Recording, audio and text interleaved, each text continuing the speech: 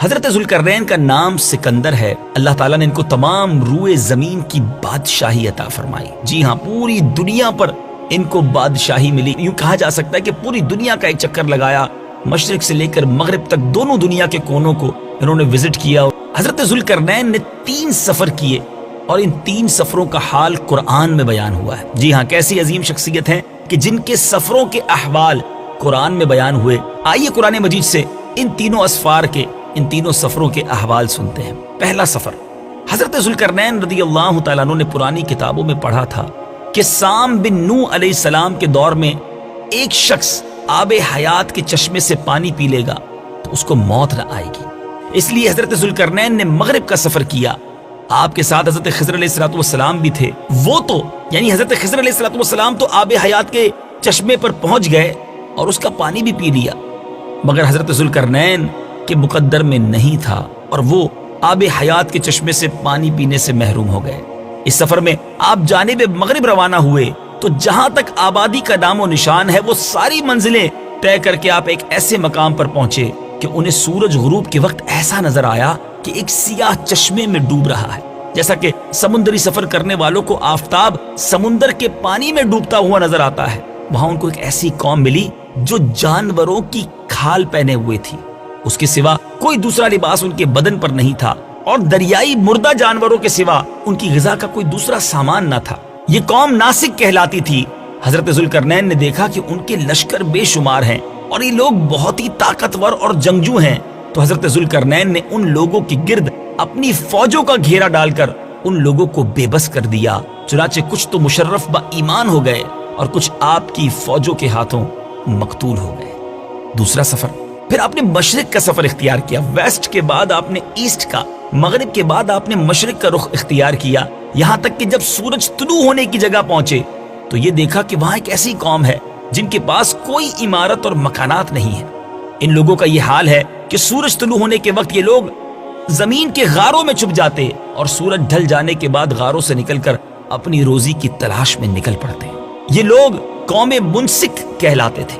حضرت ذوالقرنین نے ان لوگوں کے مقابلے میں بھی لشکر آرائی کی، اور جو لوگ ایمان لائے ان کے ساتھ بہترین سلوک کیا، اور جو اپنے کفر پر اڑے رہے انہیں تباہ و برباد کر دیا۔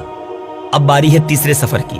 پھر آپ نے شمال کی طرف سفر کیا، یہاں تک کہ 2 پہاڑوں کے درمیان میں پہنچے تو وہاں کی آبادی کی عجیب و غریب زبان تھی۔ جن لوگوں کے ساتھ اشاروں سے بمشکل بات کی جا سکتی تھی، ان لوگوں نے حضرت ذوالقرنین سے یاجوج ماجوج کے مظالم کی شکایت کی اور آپ کی مدد کے طالب ہوئے۔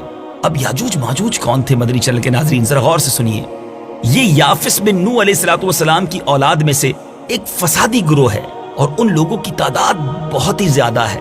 یہ لوگ بلا کے جنگجو، خونخوار، بالکل ہی وحشی اور جنگلی ہیں، جو بالکل جانوروں کی طرح رہتے ہیں۔ موسم ربیع میں یعنی بہار کے موسم میں یہ لوگ اپنے غاروں سے نکل کر تمام کھیتیاں اور سبزیاں کھا جاتے تھے اور خشک چیزوں کو لاد کر لے جاتے تھے۔ آدمیوں اور جنگلی جانوروں، یہاں تک کہ سانپوں، بچھوؤں، گرگٹ اور چھوٹے بڑے جانور کھا جاتے تھے۔ حضرت ذوالقرنین سے وہاں کے لوگوں نے فریاد کی کہ آپ ہمیں یاجوج ماجوج کے شر اور ان کی ایذا رسانیوں سے، ان کی ان تکلیفوں سے ہمیں نجات دلائیے، اور اس کام کے عوض انہوں نے کچھ مال کی بھی پیشکش کی۔ تو حضرت ذوالقرنین رضی اللہ تعالیٰ عنہ نے فرمایا کہ مجھے تمہارے مال کی ضرورت نہیں ہے، اللہ تعالیٰ نے مجھے بہت کچھ دے رکھا ہے۔ اب ایسا کرو کہ تم لوگ جسمانی محنت سے میری مدد کرو۔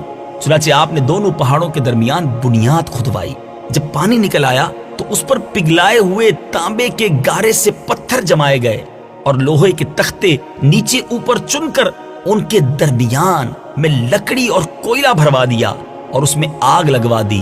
اس طرح یہ دیوار پہاڑ کی بلندی تک اونچی کر دی گئی اور دونوں پہاڑوں کے درمیان کوئی ایسی جگہ نہ چھوڑی گئی۔ پھر پگھلایا ہوا تانبا دیوار میں پلا دیا گیا، جو سب مل کر بہت ہی مضبوط، کانکریٹ جس کو کہتے ہیں نا، بہت ہی مضبوط اور مستحکم دیوار بن گئی۔ آپ کو معلوم ہے کہ وہ دیوار آج بھی قائم ہے۔ یاجوج ماجوج جس قوم کا ہم تذکرہ سن رہے ہیں، وہ خطرناک قوم آج بھی موجود ہے۔ جی ہاں، ہزاروں سال اس واقعے کو گزر چکے ہیں، یہ دیوار بھی موجود ہے اور یاجوج و ماجوج بھی موجود ہیں۔ یہ دیوار کب ٹوٹے گی؟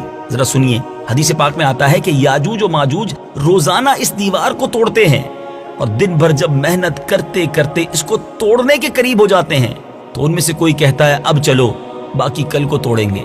دوسرے دن جب وہ لوگ آتے ہیں تو خدا کے حکم سے وہ دیوار پہلے سے بھی زیادہ مضبوط ہو جاتی ہے۔ اب اس دیوار کے ٹوٹنے کا جب وقت آئے گا، قیامت سے پہلے جب وہ وقت آئے گا، تو ان میں سے کوئی کہے گا اب چلو انشاءاللہ کل اس دیوار کو توڑ ڈالیں گے۔ ان لوگوں کے انشاءاللہ کہنے کی برکت سے اور اس کلمے کا یہ ثمرہ ہوگا کہ دوسرے دن دیوار ٹوٹ جائے گی۔ قیامت قریب ہونے کا یہ وقت ہوگا، دیوار ٹوٹنے کے بعد یاجوج ماجوج باہر نکل پڑیں گے اور زمین میں ہر طرف فتنہ و فساد اور قتل و غارت گری کریں گے، چشموں اور تالابوں کا پانی پی ڈالیں گے اور جانوروں اور درختوں کو کھا ڈالیں گے۔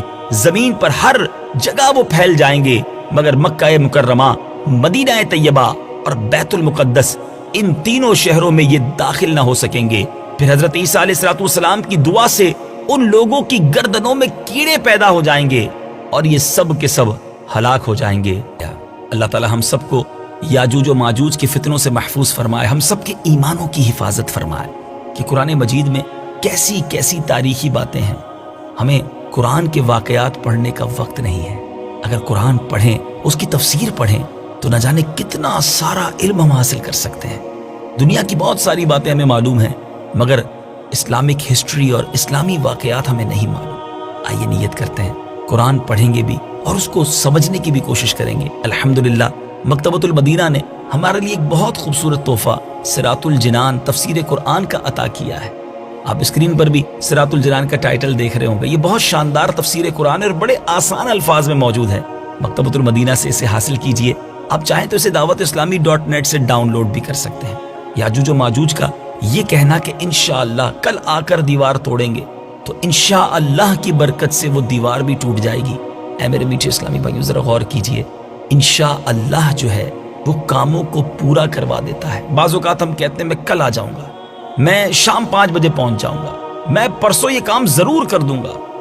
اگر اس کے ساتھ انشاءاللہ بھی شامل کر لیں تو انشاءاللہ خیریت سے پہنچ جائیں گے، خیریت سے کام پورا ہو جائے گا۔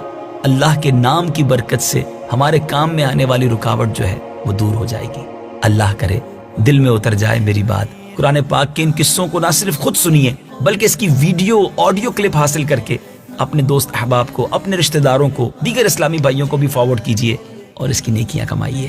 اللہ تعالیٰ مجھے بھی اور آپ کو بھی قرآن پاک سے سچی محبت عطا فرمائے اور قرآن پاک کے نور سے ہم سب کے دلوں کو منور فرمائے۔ صلو علی الحبیب صلی اللہ تعالی علی محمد صلی اللہ علیہ وسلم۔